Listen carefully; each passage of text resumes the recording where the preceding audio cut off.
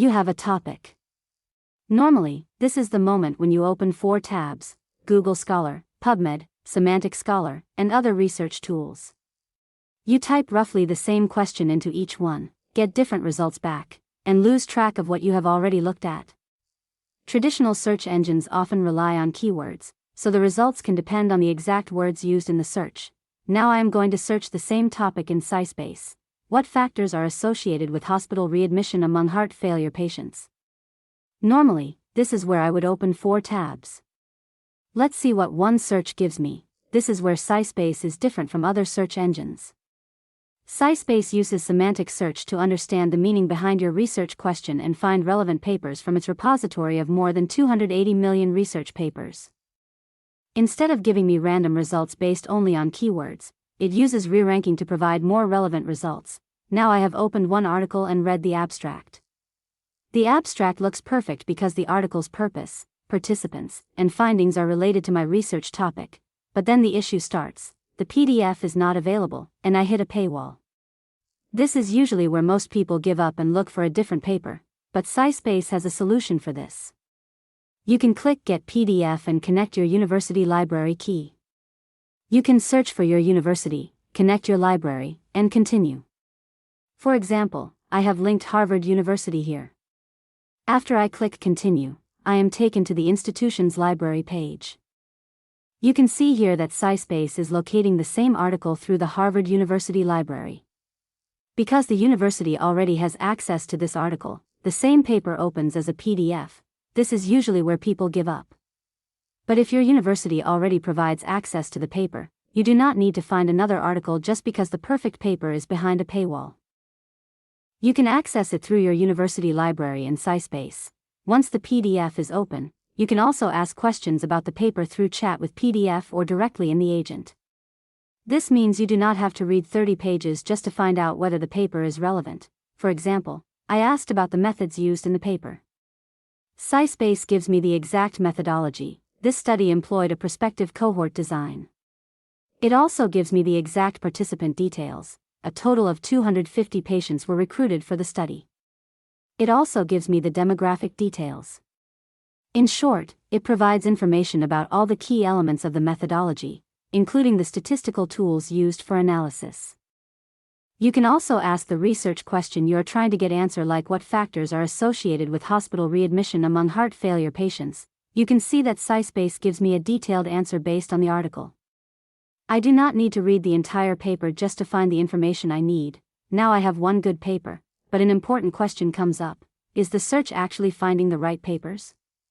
You may also be wondering, is SciSpace actually finding relevant papers, or is it just fast? To answer this, SciSpace conducted a benchmark study using 200 complex research questions from different fields. The study compared SciSpace, Elicit, and Consensus and checked how relevant the papers were to each research question. The results showed that SciSpace Deep Review had the highest average precision across most of the ranking levels tested, from the 3rd result through the 70th. I have linked this benchmark study in the description if you want to see the full results. So, one paper looks good. But I need 40 papers for my literature review. This is the part that used to take me a week. Let's scale this up. You can conduct a literature review in SciSpace using tools like the Deep Research feature.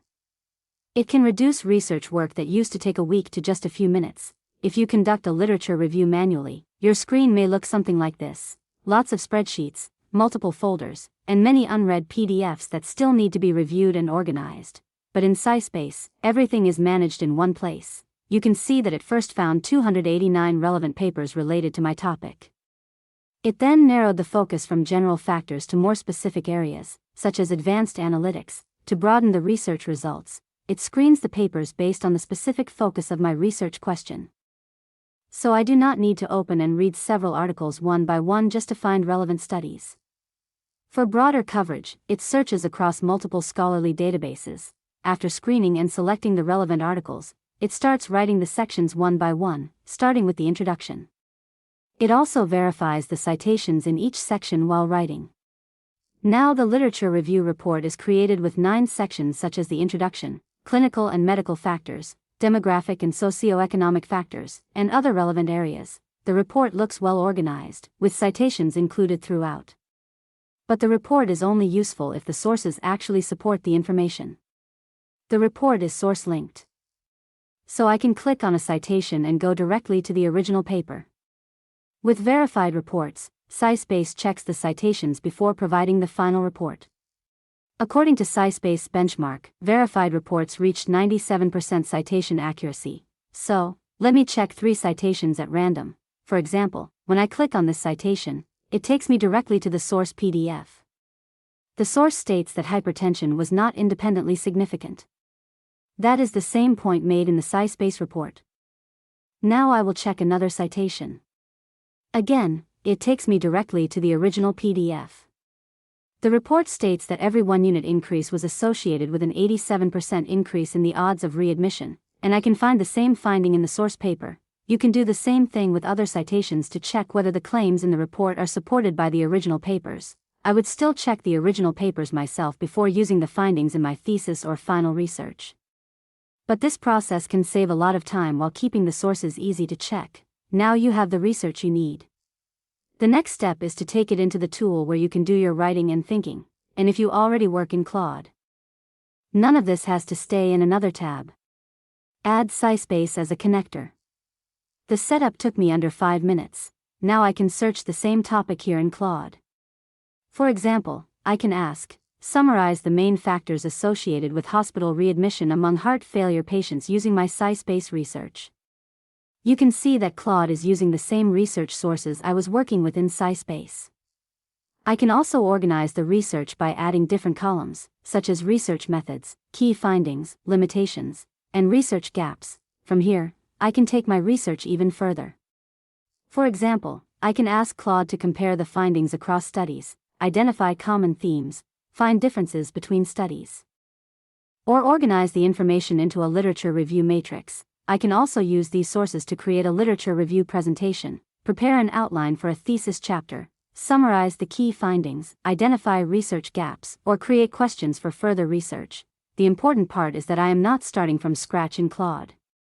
I can continue working with the research and cited sources I already found through SciSpace, all within the same conversation.